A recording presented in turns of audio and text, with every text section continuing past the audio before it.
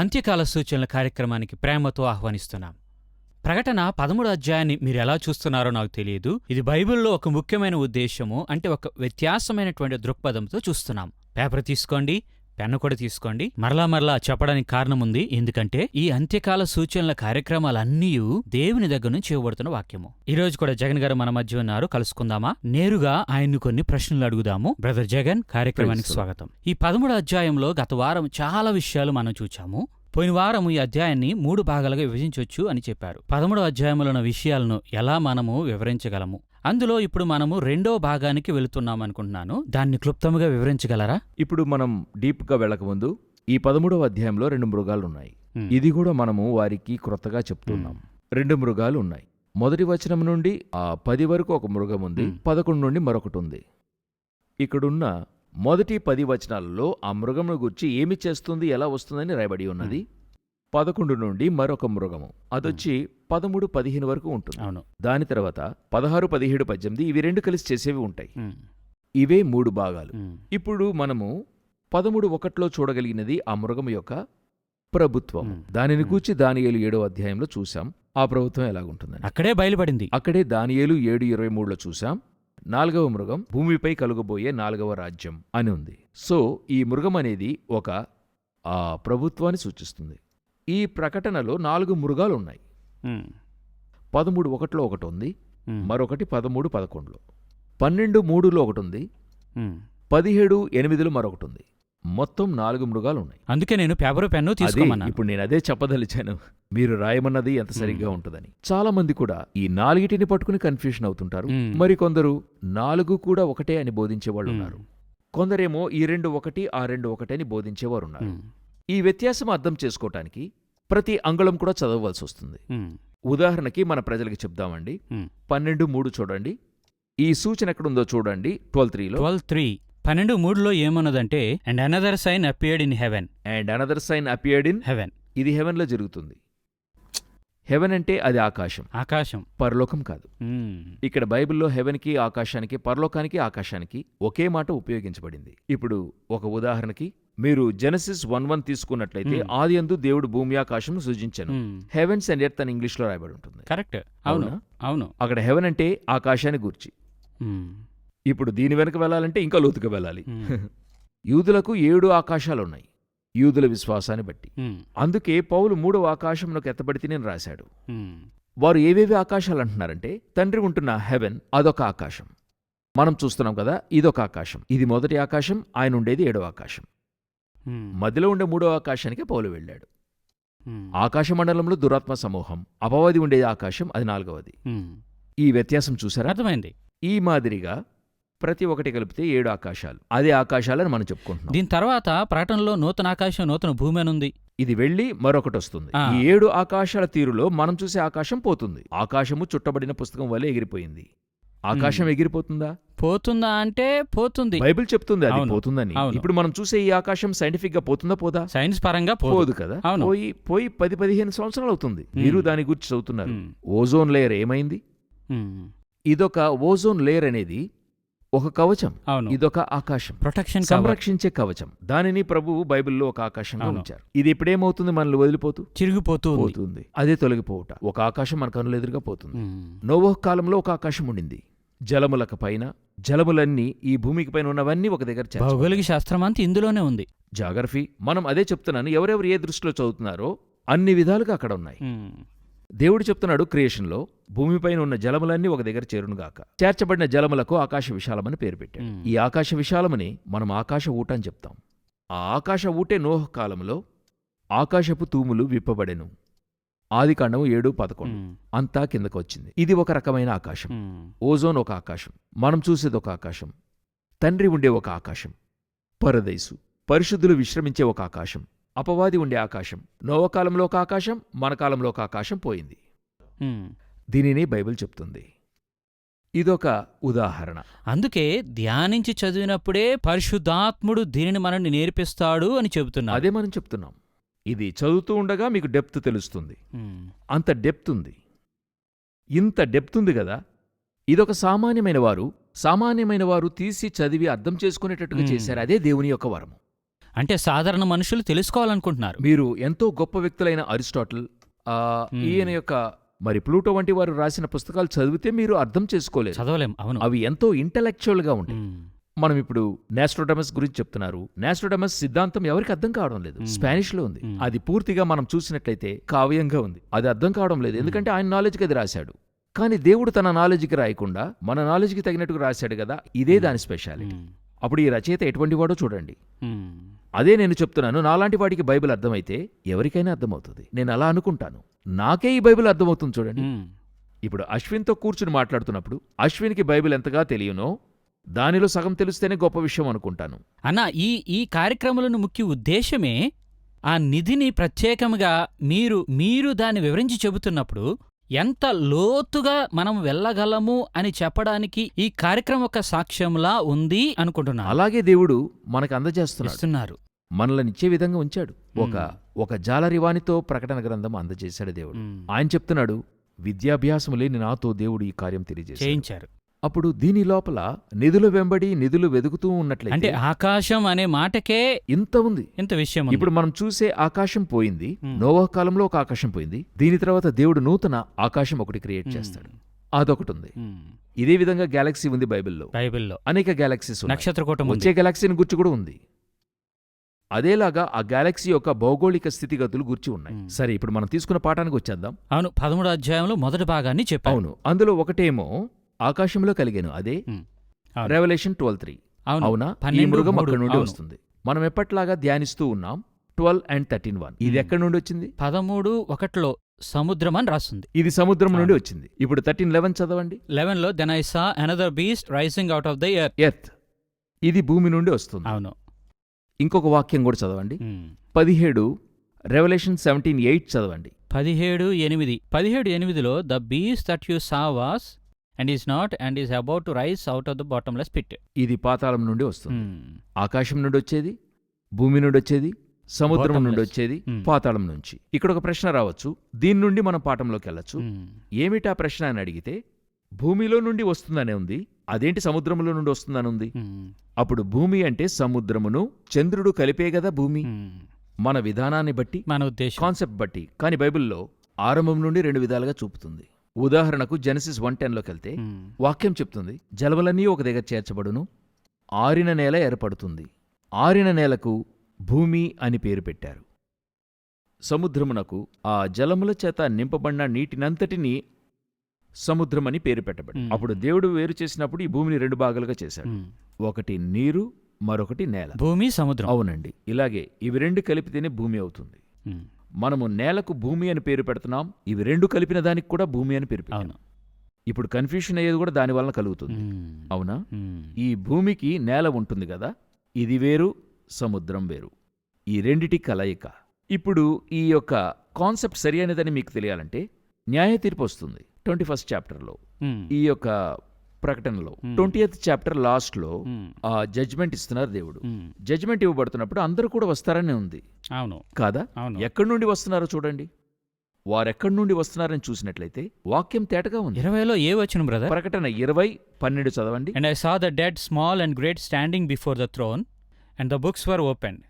And another book was opened, which is the book of life, and the dead were judged by what was written in the books according to their deeds. 13 And the sea gave up the dead who were in it, and the dead and heads delivered the dead who were in them, and they were judged each according to what they have done. అప్పుడు పాతాళం నుండి రావాల్సిన వారు ఒక ప్రక్కకు వచ్చారు. ఇంకో ప్రక్క సముద్రము తనలో ఉన్నవి. అప్పుడు ఈ సముద్రమును బైబిల్ ఎలా చూస్తూ వస్తుంది? వేరుగానే చూస్తుంది. అవును, మనము ఈ భూమి అంటేనే రెండింటినీ కలిపి చూస్తున్నాం, కానీ బైబిల్ 2గా చూస్తుంది. అప్పుడు 2 నుండి మృగం వస్తుంది. అందుకే అక్కడ 2 ఉన్నాయి, 2 భూమి, సముద్రం. ఈ యొక్క కాంటెక్స్ట్ మీ అర్థం చేసుకోవడానికి ఎంతో దేవుని నడిపింపు కావాలి. సరే, మనం ఇప్పుడు 13:11 కొద్దాం. ఈ 13:11లో భూమిలో నుండి ఒక మృగం వచ్చినది, సముద్రములో నుండి వచ్చింది అంటే ఏంటి అని అడిగితే, దీనిలో ఇంగ్లీష్లో చెప్తుంటారు, నావెల్టీగా ఒక విషయం ఉండాలి, ఒక ఆసక్తికరమైన వాస్తవం ఏంటని అడగండి. ఇప్పుడు మనం పోయిన వారం చూసాం, సముద్రం నుండి మృగం వచ్చింది. సముద్రం అంటే ఏంటి? ఆధ్యాత్మికంగా మనం ఎలా చూస్తున్నాం? అవును, దానికి అర్థం ఏమిటో అక్కడ ఉంది. జనులు, జనసమూహములు ఆఫ్ పీపుల్స్. అప్పుడు సముద్రం అనగా జనములను సూచిస్తుంది. అప్పుడు ఈ వాక్యానుసారంగా జనముల మధ్య నుండి ఒక మృగము, జనముల మధ్య నుండి ఒక ప్రభుత్వం. ఇప్పుడు దానికి ఆపోజిట్గా భూమి నుండి ఒక మృగము. భూమి అంటే ఏంటి? నీరు లేని చోటు, నేల, ల్యాండ్. ఎందుకంటే ఆదికాండం 1:10లో నీరంతా ఒక దగ్గర చేర్చాడు. ఆరిన నేల కలుగునుగాక అన్నారు. అప్పుడు నీటి నుండి ఒకటి వస్తుందంటే జనుల మధ్య నుండి ఒక రాజ్యం వస్తున్నట్టు అర్థం. అప్పుడు సముద్రము లేనందున ఆ చోటు నీరు లేనిదిగా ఉండింది భూమి. అక్కడి నుండి మృగం వస్తుందంటే జనులు లేని చోటు నుండి ఒక రాజ్యము లేచి వచ్చును. ఇలాంటి ప్రభుత్వం వచ్చిందా? ఇటువంటి ప్రభుత్వం ఎక్కడన్నా వచ్చినట్టు చూసారా? కాబట్టి ఈ భూమి అనేది 16వ శతాబ్దం వరకును మనకు 3 ఖండములు మాత్రమే: యూరప్, ఆఫ్రికా, ఏషియా. 1546 లేక 40 నుండి కొలంబస్ దేని కనుగొన్నాడు? అమెరికా కనుగొన్నాడు. అమెరికా కనిపెట్టినప్పుడు అది ఎంతో పెద్ద ఖండంగా ఉండింది. ప్రజలే లేరు. రెడ్ ఇండియన్స్ అని చెప్పుకోదగ్గ పేరు పెట్టబడిన స్థానిక ఇండియన్ ఆ నేటివ్స్ వారెవరంటే అక్కడున్నటువంటి ప్రాంతీయులని ఒక గుంపు వారు చెప్తుంటారు. ఒక గ్రూప్ అయితే రెడ్ ఇండియన్స్ అని చెప్తున్నారు. ఇటువంటి గ్రూప్ అక్కడ ఉండింది. ఇదొక చిన్న గుంపు. ఎలా భూమి నుండి నీరు ఒక దగ్గర చేర్చబడిందని చెప్పినప్పటికీ ఈ భూమిలో ఒక బావి ఉంటుంది, ఒక సరస్సు, కొంచెం నీరు ఉంటుంది కదా. అవును. ఆ విధంగా ఈ 3 ఖండాల్లోనే దేవుడు మనిషిని సృష్టించుంచాడు. అవును. సృష్టింపబడిన వారందరూ ఇక్కడే ఉన్నారు. మనిషే లేని ఖండం ఏదంటే ఈ అమెరికాని. ఇదెప్పుడొస్తుందని అడిగితే ముందటి మృగము గాయపడి బ్రతికినప్పుడు. ముందున్న ప్రభుత్వం ఈ 13:1లో. 13:1లో యూరోపియన్ గవర్నమెంట్ ఏర్పరచబడింది 6వ శతాబ్దంలో. యూరోపియన్ గవర్నమెంట్ బాధింపబడింది 16వ శతాబ్దంలో. ఈ 16వ శతాబ్దంలోనే అమెరికా కనుగొనబడింది. అమెరికాను కనుగొన్నప్పుడు అక్కడ ఎవరూ లేరు, మనుషులు లేరు. అమెరికా కనుగొనబడినప్పుడు వాక్యం చెప్తుంది అది 2 కొమ్ములు కలిగినది. అలాగే కదా ఉంది. మీరు 13-11 చదివినప్పుడు Then I saw another beast rising out of the earth. It had 2 horns. అదే నార్త్ అమెరికా మరియు సౌత్ అమెరికా. ఈ రెండిటి కలయికే ఆ గవర్నమెంట్. 16వ శతాబ్దం తర్వాత వచ్చింది. దానికి ముందు ఇదంతా జరిగి ఉండాలి 13-11 వరకు. దీని వెనుక ఉన్న విషయమే ఇది. దీనిని మనం చరిత్రాత్మకంగా చూస్తున్నాం. ఆధ్యాత్మికంగా చూసినట్లయితే దీనిలో అంత్యక్రీస్తు యొక్క ప్రభుత్వానే కదా మనం చూస్తున్నాం. వాని ప్రభుత్వం ఒక 3 సంవత్సరాలు జరిగేటప్పుడు వానికి గాయం ఏర్పడినప్పుడు అతనికి సహాయం చేయడానికి ఇంకొక మనిషి లేచొస్తాడు. అతనినే బైబిల్ అబద్ధ ప్రవక్త అని చెప్తుంది, ఫాల్స్ ప్రాఫెట్. వీరిద్దరూ కలిసి జనులను ఏం చేయబోతున్నారు అనేదే మిగిలిన అధ్యాయాలు. చాలా ఆసక్తికరంగా ఉంది. అదే సమయంలో దీన్ని మనం అర్థం చేసుకోవాలంటే ముందున్న అధ్యాయాలు అర్థం చేసుకుంటే అని ఇది అర్థమవుతుంది. ముందున్న అధ్యాయాలు అవును, లేకుంటే నేరుగా ఇదే చదివితే మనకి అదేదో పజిల్లాగా అర్థం కాకుండా ఉంటుంది. కానీ దాన్ని మనం తర్వాత తెలుసుకుందాము. దీనిలోని వచనం తర్వాత వచనముగా దీన్ని మనము వచనం తర్వాత వచనముగా అర్థం చేసుకోబోతున్నాము. చిన్న బ్రేక్ తీసుకొని మాట్లాడుకుందాం.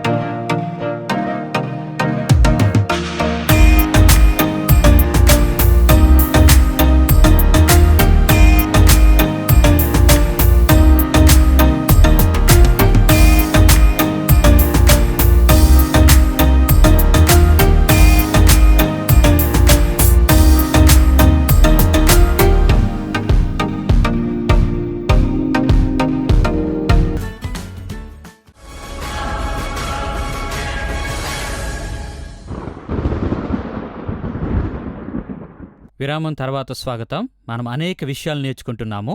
మరలా అనేక నూతన విషయాలు నేర్చుకుంటున్నాం. బ్రదర్ జగన్, బ్రేక్ ముందు మీరు చెప్పినటువంటి విషయాలను చూస్తే మీరు చెప్పినట్లుగానే మీరు దీన్ని అర్థం చేసుకోవడానికే ఇన్ని సంవత్సరాలు పట్టిందంటున్నారు. మీరు అనేక విషయాలు నేర్పించారు. కానీ ప్రాథమికంగా చూస్తే నేల, సముద్రము ఇలా అనేక విషయాలు కోడ్గా అనిపిస్తున్నాయి. అంటే అదంతా అర్థమైతేనే ఇదంతా అర్థమవుతుంది అన్నట్లుగా మీరు వివరిస్తున్నారు. అప్పుడు సాధారణ ప్రజలు చదువుటకు ఆ ప్రాథమిక ఆ కోడెడ్ విషయాలను అర్థం చేసుకోవడానికి మనం ఎలా సిద్ధంగా ఉండాలి, ఎలా సిద్ధపడి చదవడానికి ముందే ఎలా సిద్ధపడి చదవాలి? ఇందులో ప్రతి పుస్తకం ఎవరికి ఉద్దేశించబడిందో చాలా ప్రాముఖ్యం. సరే. అవునా? అపోస్తలుల కార్యం ఉంది, ఉమ్, అదొచ్చి 2వ భాగం. ఉమ్, మొదటి భాగం వచ్చి లూకా సువార్త. ఉమ్. లూకా రాస్తున్నారు, థియోఫిలస్కి థియోఫిలస్కి రాయబడింది. థియోఫిలస్ ఎవరని అడిగితే ఒక అన్యుడు, అంటే ఇందులో ఏవీ తెలియని ఒక రాజు, అన్యజనులలోని వ్యక్తి. ఇప్పుడు అతను అర్థం చేసుకోవడానికి ఈయన రాస్తున్నాడు.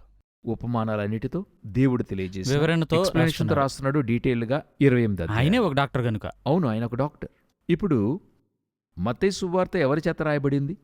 మత్తయి పన్నులు కట్టించుకునేవాడు. ఆయన ఎవరికి రాస్తున్నాడంటే యూదులకు రాస్తున్నాడు. అవును, ఆరంభం నుండి వారి గురించే ఉంది, వంశావళంతా జీనియాలజీ రాస్తున్నాడు. రాయబడింది. ఇప్పుడు యోహాను ఎవరికి రాస్తున్నాడు అని చూసినట్లయితే గ్రీక్ వారి కోసం. గ్రీకులు. ఆ గ్రీక్స్ కొరకు రాయబడినప్పుడు వారే వాక్యము నుండి సమస్తం వచ్చిందని చెప్తుంటారు. అందుకే ఆదియందు ఆదియందు ప్రారంభమే వాక్యం అక్కడ మొదలుపెట్టి రాస్తున్నాడు. స్ట్రైట్గా చెప్తున్నాడు. సో ఎవరికి రాస్తున్నామనేదే ఆ పుస్తకము దానిని బట్టే ఆధారపడి ఉంటుంది. అవును. అప్పుడు ప్రకటన ఎవరి గురించి రాయబడి ఇది ఉంటుంది? సంపూర్ణముగా చర్చ్ కొరకే. సంఘము కొరకు. ఇప్పుడు మీరు అడిగారు సాధారణ జనులు ఇది ఎలా అర్థం చేసుకోగలరని. కానీ సామాన్యుల కొరకు ఇది రాయబడలేదు, చర్చ్ కొరకు రాయబడినది. అప్పుడు సామాన్య జనులు ఎలా అర్థం చేసుకుంటారు? సంఘస్థులు చదివి వారికి చెప్పాలి. అలా ఇవ్వబడింది ఇది. అంటే మొదట సంఘ నాయకులు చదివి అర్థం చేసుకొని సంఘానికి వారు చెప్పాలి. కాంగ్రిగేషన్కి చెప్పాలి, సహవాసులు ఇతరులకు చెప్పాలి. అది దీని ఉద్దేశం. దానికి పేరే సువార్త. ఉమ్, ఇలా వెళ్ళాలి ఇది. అబ్రహామునకు ప్రభువు ధర్మశాస్త్రం ఇచ్చాడంటే మీరు నమ్ముతారా? ఉమ్, అయితే వాక్యానుసారంగా ఆదికాండం 25:4 చెప్పబడినట్లు అబ్రహాము దగ్గర ధర్మశాస్త్రం ఇచ్చానంటున్నాడు. ధర్మశాస్త్రం తీసుకున్న అబ్రహాం ఇస్సాకునకు ఇచ్చాడు. ఇస్సాకుకు ఇవ్వబడిన ధర్మశాస్త్రం యాకోబుకు వెళ్ళింది. యాకోబునకు వెళ్ళిన ధర్మశాస్త్రం యూదాకు ఇవ్వబడింది. ఆ 12 గోత్రాలు వారి యొద్దకు వెళ్ళిన ఆ ఒకటే మోషేకి వచ్చింది. ఇప్పుడు దేవుడు అది అలాగే జతపరిచి తీసుకొచ్చి మోషేకి రాయించిచ్చారు. ఇన్ని సంవత్సరాలు వారు అనుసరించింది రాయమన్నాడు. వారు అనుసరించనిది ఇవన్నీ కూడా అనుసరించాలని రాసిస్తున్నాడు. అప్పుడు ధర్మశాస్త్రం ప్రారంభమైంది అబ్రహాము నుండి. ఉమ్. అదేలాగా ఇక్కడ ఎక్కడ స్టార్ట్ అవుతుందంటే చర్చ్లో. అవును. ఆ 7 సంఘాలు అనేటువంటి దాన్ని మొదటి నుంచే చాలా ఇంపార్టెంట్. తేటగా చెబుతున్నారు. అందులోనూ సంఘం గురించి వ్యత్యాసంగా చెబుతున్నారు. ఒక్కొక్క సంఘం ఒక్కొక్క విధంగా చెబుతున్నారు. ఈ 7 సంఘములు 7 కాలాలు. ఉమ్, ఇప్పుడు డిస్పెన్సేషన్ అంటారు. ఉమ్, యేసు మరణించి పునరుద్ధానమై ఆరోహణమైనప్పటి నుండి ఉమ్, మరలా వచ్చి యేసుక్రీస్తు తన సంఘాన్ని తీసుకెళ్తాడని మన నమ్మకము, విశ్వాసము. ఉమ్. అంతవరకు 7 సంఘముల కాలం. ఈ 7 సంఘాల కాలంలో జరిగేది ఆ 7 సంఘాల్లో ఉంటుంది. ఉమ్, ఈ 7 సంఘాల కాలం తర్వాత జరిగేది 8వ అధ్యాయంలో ఉంటుంది. ఓకే. అంతా అలా తేటగా ఉంది. అప్పుడు సంఘం ఇది చెప్పాలి. అప్పుడు వారి ద్వారా ప్రతి ఒక్కరికి అర్థమవుతుంది. అదే దీని విషయం. అవును. ఆ స్థాయికి రావాలని దేవుడు నాయకులు ఆ స్థాయిలోనికి వచ్చి అర్థం చేసుకొని మిగిలిన వారికి చెప్పాలనేది ఆయన వివరించి ఉద్దేశము. చెప్పాలి. ఉమ్, మనం ఒక ప్రక్కగా వెళ్ళటం ద్వారా ఇవన్నీ వదిలేశాం. ఉమ్, సో ఆ తెలుగు కొంతమందికి బాగా ఇష్టం, వారు తెలుగు వైపే మొత్తం చూసుకుని వెళ్తారు. కొంతమందికి గణితం ఇష్టం, వారు మ్యాథ్స్ మాత్రం. వారు +1 చదివేటప్పుడు మ్యాథ్స్ తీసుకుంటారు, ఆ తర్వాత BE ఇలాగే వెళ్ళిపోతారు. ఇవన్నీ మిశ్రమం. ఉమ్. మనం అలాగెళ్ళలేం. అన్నిటినీ ప్రజలకు చెప్పాలి. అదే చాలా ఇది ప్రాముఖ్యం. ముఖ్యమైనది. దీని వివరణ చూసినప్పుడు 11వ వచనంలో చూస్తున్నాము. మీరు వివరించినట్లుగా మొదట అక్కడ భూమిలో నుండి 2వ మృగం వస్తుందన్నారు. దాని వివరణ కూడా చెప్పారు. తర్వాత మృగం ఎక్కడి నుంచి వస్తుందంటారు? ఇప్పుడు ఇది ఆధ్యాత్మిక సంబంధంగానే చూద్దాం. ఉమ్, ఇప్పుడు ఇక మీదట రాబోయే అంత్యక్రీస్తు ప్రభుత్వం 3.5 సంవత్సరములు యుద్ధము చేసి ప్రజలను పట్టుకుని చెరలో ఉంచి శ్రమ పెడతారనేది 10వ వచనం వరకు ఉంది. ఉమ్, ఇప్పుడు ఈ అంత్యక్రీస్తునకు ఆ ప్రభుత్వమునకు ఒక గాయం ఏర్పడుతుంది. చావు దెబ్బ తగిలినట్లుండెను అని రాయబడింది. అయితే ఆ చావు దెబ్బ మానిపోయినని రాయబడి ఉంది. ఉమ్, ఇప్పుడు ఈ స్వస్థపడినటువంటి ప్రభుత్వం, ఈ ప్రభుత్వానికి సహాయం చేయడానికి మరొక ప్రభుత్వం లేచి రాబోతుంది. ఉమ్, మీరు చరిత్రాత్మకంగా చూస్తే ఎంతో గొప్ప గొప్ప శాసనకర్తలు, ఈ డిక్టేటర్స్ ప్రకాశించడానికి వారితో సపోర్టింగ్ క్యారెక్టర్ ఉంటారు. అవును. ఈ సపోర్టింగ్ క్యారెక్టరే వీరిని బాగా ప్రసిద్ధి చేస్తుంటారు. ఉమ్, ఉదాహరణకు హిట్లర్ని తీసుకుందాం. హిట్లర్ మనందరికీ తెలిసినట్లుగా ఒక గొప్పగా ప్రసిద్ధి అయినటువంటి వ్యక్తి, డిక్టేటర్. ఇతను ఇంత గొప్ప డిక్టేటర్ అవడానికి అతనికి షాడోగా ఒక వ్యక్తి ఉండేవాడు. ఉమ్, గోయెబెల్స్ అని పేరు. ఈ గోయబెల్స్ యొక్క ఫార్ములానే హిట్లర్ యొక్క సక్సెస్. ఎప్పుడు గోయబెల్స్ యొక్క ఫార్ములాని వినడం హిట్లర్ ఆపాడో అప్పుడు హిట్లర్ ఓడిపోయాడు. గోయబెల్స్ ఆఖరిగా చెప్పింది రష్యాకి మీరు వెళ్ళొద్దని చెప్పాడు. రష్యాలోకి హిట్లర్ వెళ్ళాడు, అతని రాజ్యం అంతమైంది. ఆ విధంగానే ఇక్కడ అందరికీ అలా ఒకరుంటారు, అంతమందికి అలాగే ఉంటారు. ఇప్పుడు అంత్యక్రీస్తుకు కూడా ఒకరు అలా వస్తారు. ఇది ఆధ్యాత్మికంగా చెప్పుకోవాలంటే ఒక ఫాల్స్ ప్రాఫిట్, లోకానుసారంగా చెప్పుకోవాలంటే అతనికి సహాయం చేసే మరొక దేశం. ఆధ్యాత్మికంగా తీసుకున్నట్లయితే ఈ అబద్ధ ప్రవక్త ఏం చేయబోతుంది? అంత్యక్రీస్తుని ఇతడే దేవుడిగా మారుస్తున్నాడు. మొదట క్రూర మృగమునకున్న అధికారపు చేష్టలనియు దాని ఎదుట చేర్చున్నది 13:12లో, మరియు చావుదెబ్బ తగిలి బాగుపడి ఉన్న ఆ మొదటి మృగమునకు భూమియు దానిలో నివసించువారును నమస్కారము చేయనట్లు అది బలవంతము చేయుచున్నది. అంత్యక్రీస్తుకు ఇటువంటి ఆలోచన ఇచ్చేదే ఇతను. ఒక ఆలోచన ఇచ్చి, నువ్వు దేవుడు, నిన్ను అందరూ నమస్కరించాలి, అందరూ ఇతన్ని నమస్కరించండి అని చెప్పేవాడు. అప్పుడు దీనిలో మనం ఏం చూస్తున్నామంటే అంత్యక్రీస్తు యొక్క స్వభావం. అందరూ తనకు నమస్కరించాలి, దేవునిగా అంగీకరించాలనే స్వభావాన్ని వానిలో అమలుపరిచేది వీడే. వానికలా లేదు, వీడే చెప్పిస్తాడు. ఇప్పుడు ఎలాగైతే యేసుక్రీస్తు బాప్తిస్మం తీసుకొన్నాక పరిశుద్ధాత్మ దిగుతున్నారు కదా, అక్కడ మార్పు జరుగుతుంది కదా. బాగా గమనించినట్లయితే ఇది యేసు 30వ ఏట జరిగింది. అదేలాగా అంత్యక్రీస్తు యొక్క 3.5 సంవత్సరాల తర్వాత ఒక మార్పు జరుగుతుంది. అంత్యక్రీస్తు అంతవరకు ఒక మంచి నాయకుడిగా జనులకు కనపడ్డాడు. అందుకే అందరూ అతన్ని వెంబడిస్తారు. ఈ 3.5 సంవత్సరాల్లో అతన్ని దేవుడిగా మారుస్తున్నాడు. దేవుడిగా మార్చిన తరువాత వచనం చాలా బాగుంటుంది. ఈ 13వ వచనం చదివినట్లయితే, అది ఆకాశము నుండి భూమికి మనుషుల ఎదుట అగ్ని దిగి వచ్చినట్లుగా గొప్ప సూచనలు చేయుచున్నది. అవును, గొప్ప సూచనలు అని రాయబడింది. Great science. ఇప్పుడు ఆకాశము నుండి అగ్ని దిగటం అంటే ఏంటి? ఇంతకు ముందు ఎక్కడ జరిగింది? ఏలియా కాలంలో. అది జరిగించింది ఎవరు? దేవుడు చేశాడు. దేవుడు ఏలియాతో జరిగించాడు, అతన్ని ఆయన్ని కనపరిచారు. అయినా ఇక్కడ జరిగించేది ఎవరంటే ఆపోజిట్ లో ఉన్నవారు. అవును. అప్పుడు ఏం జరుగుతుందని మీరు అడిగినట్లయితే, ఏలియా కాలంలో ఈ ఆకాశము యొక్క నియంత్రణ ఏలియా యొద్ద దేవుడిచ్చిపెట్టాడు. ఆకాశము నుండి అగ్ని దిగాలి అంటే ప్రభు దింపారు. చెప్పిన వెంటనే ఆ మాటకు వస్తుంది కదా. అయితే అంత్యక్రీస్తు ప్రభుత్వం వచ్చేప్పుడు ఈ ఆకాశము అతని కంట్రోల్కి వెళ్ళబోతుంది. ప్రభు వదిలేస్తాడు, అనుమతిస్తాడు. అవును. ఒక కాలంలో ఎలాగా ఆదాము తర్వాత ఈ భూమిని అపవాది చేతికిచ్చారో అదేలాగా ఆకాశాన్ని అతని చేతికి ఇవ్వబోతారు. ఇప్పుడు దానికి ఒక చిన్న ఉదాహరణముగా ఈ పూర్తి ఆకాశము, లోకము మనిషి కంట్రోల్లోకి వెళ్తుంది. ఒకప్పుడు భూమి మట్టుకే కదా మన కంట్రోల్లో ఉంది. ఆకాశానికి హద్దే లేదంటాం కదా, కానీ ఇప్పుడు హద్దు ఉంది. ప్రతి దేశానికి ఇప్పుడు ఏముంది? ప్రతి దేశం యొక్క వారి ఎయిర్ స్పేస్ పెట్టుకున్నారు. దాని లోపలికి మరొక దేశం రాకూడదు. ఆకాశ హద్దులున్నాయి. ఈ పూర్తి ఆకాశానికి పైనుండి అన్నిటినీ గమనించే మరో 16 దేశాలున్నాయి. ఇంటర్నేషనల్ స్పేస్ స్టేషన్ అని చెప్తాం. వీరందరూ కలిసి ఆకాశంలో ఇప్పుడు ఏం చేస్తున్నారు? కంట్రోల్ చేస్తున్నారు. ఈ వాక్యం నుండి ప్రభు ఏం చెప్తున్నారు? నీవు ఆకాశమునకెక్కి నక్షత్రముల నడుమ నీ నివాసము చేసుకొనినను నిన్ను క్రింద పడవేతును అని ప్రభు చెప్తున్నాడు. ఈ వాక్యం చూస్తుండగా మీకు అసాధారణంగా ఉంటుంది. ఆకాశమునకెక్కి నక్షత్రముల మధ్య గూడు కట్టడం అంటే ఏంటి? మన కంటికి ముందు అది జరిగింది. ఆకాశం ఎక్కడమైంది? అంతరిక్షానికి వెళ్లి ఒక ISS అని చెప్పి ఇంటర్నేషనల్ స్పేస్ స్టేషన్ నిర్మించారు. చైనా కూడా ఒకటి తయారు చేయబోతుంది. అందరూ ఇప్పుడు ఆకాశంనకెక్కి ఏం చేస్తున్నారు? నక్షత్రముల మధ్య ఒక స్పేస్ విలేజ్ తయారు చేస్తున్నారు. బైబిల్లో ఉన్నట్లే జరుగుతుంది. అలాగే ఉంది. సో ఇప్పుడు ఆకాశం నుండి అగ్ని దిగజేయడం అన్నప్పుడు ఏమి జరగబోతుందని అడిగితే, ఆ రోజు దేవుడు అగ్నిని దింపినట్టుగా వీరు దింపబోతున్నారు. ఇప్పుడు మనకు ఒక సందేహం కలగచ్చు. అలాగైతే ఆకాశం నుండి అగ్ని దింపడానికి అపవాదికి పవరుందా అని మీరు అడిగినట్లయితే 2 తెస్సలోనికైలకు 2:9లో దీని వివరణ ఉంది. ఇక్కడేం రాయబడి ఉంది? వారిని మోసపుచ్చే గొప్ప అద్భుత క్రియలు జరిగినట్టుగా రాయబడి ఉంది కదా. 2 తెస్సలోనిక. గొప్ప సూచన, గ్రేట్ సైన్స్. 2 తెస్సలోనికైలకు 2:9 చదవండి. అక్కడ తేటగా చెప్పబడింది ఫాల్స్ సైన్స్, అబద్ధ సూచనలు, అబద్ధ సూచక క్రియలు జరిగించి. 2:9లో వీడు అద్భుతాలు చేస్తాడు, గొప్ప అద్భుతాలు చేస్తాడు. కాని ఎలా జరగబోతుంది? అబద్ధముగా. ఇప్పుడు సమీపములో ఒక మనిషి నీటి మీద నడిచాడు. బైబిల్లో చెప్పబడింది తానొక్కడే సముద్రంపై నడిచేవాడు, జలములపై నడిచేవాడని ఉంది. అలాగున్నప్పుడు ఈ మనిషి నీటి మీద నడవడం జరిగింది. థేమ్స్ నదిలో నడిచాడు. అందరూ ఆశ్చర్యంగా చూశారు. అందరూ ఇది చూడగానే అందరూ భ్రమపడి యూట్యూబ్లో భయంకరమైన లైక్స్, భయంకరంగా షేర్ చేస్తూ ఉన్నారు. ఎలా నడిచాడు అని చెప్పి కొంత డీప్గా పరిశీలన చేశారు. చేస్తే వాడు నడిచిన దానికి క్రింద అద్దంతో బ్రిడ్జి కట్టి పెట్టారు.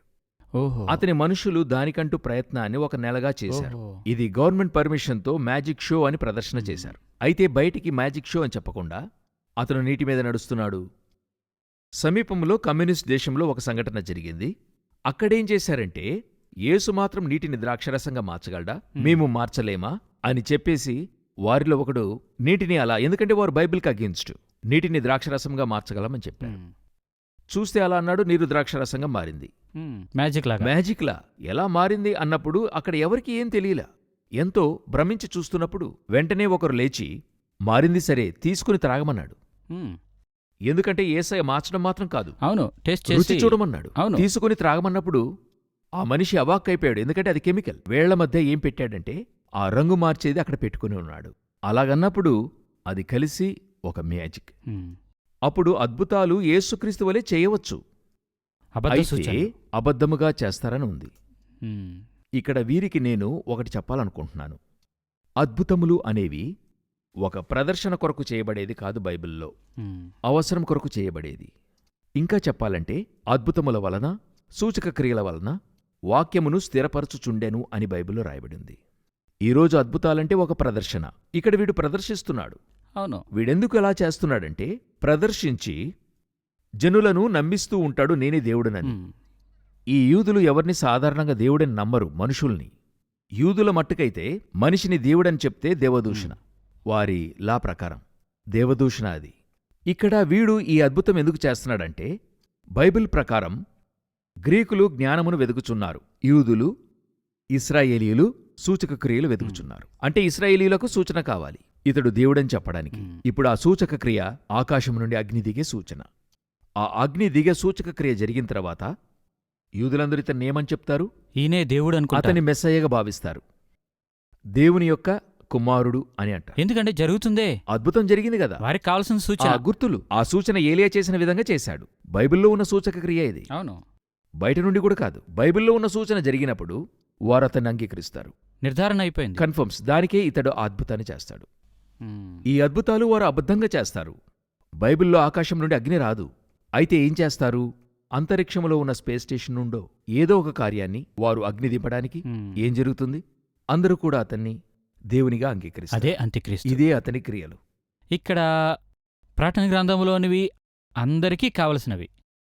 అప్పుడు మీరు చెప్పినట్లుగా అందరూ చదివారంటే ఇది నిజమా అబద్ధమా అనేది సులువుగా తెలుసుకోవచ్చు. అప్పుడు ఏలియా పిలిచినప్పుడు అగ్ని వచ్చింది, అక్కడ దేవుని మహత్యము ప్రదర్శించబడింది. అప్పుడు ఇలా మనము తెలుసుకోవాలి అనుకుంటే మనకే ఆ సూచన నిజమా అబద్ధమా తెలుస్తుంది. అప్పుడు విషయం ఎక్కడ ఉంది అని లోతుగా పరిశీలన చూస్తే మన దగ్గరే ఉన్నది అని వివరిస్తున్నారు. నేను చెప్పింది నిజమేనా అంటే దేవుడు ముందే ఇప్పుడు చెప్పేశాడు. మీరు వాక్యం నుంచే చెప్తున్నారు. అవును. ఇప్పుడు మీరు చెప్పారు కదా, అవును. అది వాక్యం నుండే చెప్పారు. ఉమ్. డ్యూట్రానమీ 13:1-3లో, ద్వితీయోపదేశ కాండము 13వ అధ్యాయం 1-3లో, ప్రవక్తయే గాని కలలు కనువాడే గాని నీ మధ్య లేచి నీ ఎదుట సూచకక్రియ అయినను మహత్కార్యమైనను చేసి నీవు ఎరుగని ఇతర దేవతలను అనుసరించి పూజింతము రమ్మని చెప్పిన ఎడల అతడు నీతో చెప్పిన సూచక క్రియ గాని మహత్కార్యము గాని సంభవించినను ఆ ప్రవక్త మాటలను కలలు కనువారి మాటలను వినకూడదు. తేటగా చెప్పారు. వాక్యము తేటగా ఉంది. మీరు అతని నమ్ముతారో లేదో అని చెప్పడానికే దేవుడు దానిని అనుమతిస్తాడు. ఒట్టి అద్భుతాలు చేత పట్టుకుని ఉమ్. మీరు దేవుణ్ణి చూడకూడదు. అద్భుతాలు చేసేవారందరూ కూడా మ్యాన్ ఆఫ్ గాడ్ కాదు. అద్భుతాలు జరిగేవన్నీ కూడా దేవుని యొద్ద నుండి కావు. ఇక్కడ అదే సమస్య. అద్భుతాలు ఎవరు చేస్తున్నారు? సాతాను. అవును.